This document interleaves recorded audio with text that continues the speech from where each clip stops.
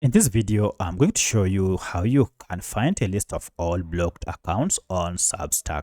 If this video helps, please like and subscribe to this channel. Alright, so if you had blocked people or accounts on Substack and you wish maybe to unblock them or see the people you blocked, it's pretty simple.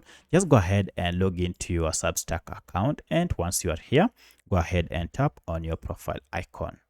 From this, scroll down to settings. And from settings, go ahead and look for privacy and safety and tap on this. And under this, you should see we have blocked people. So if I tap on this, you can see I have these 2 people blocked. And by the way, I just only blocked them for these tutorial purposes. These are great accounts that you should follow.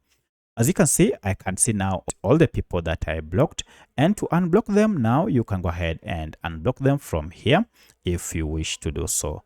So that's how you can see a list of all blocked people on your Substack account. If you have any other question, kindly let me know in the comment section. Otherwise, thanks for watching, and let's meet in the next video.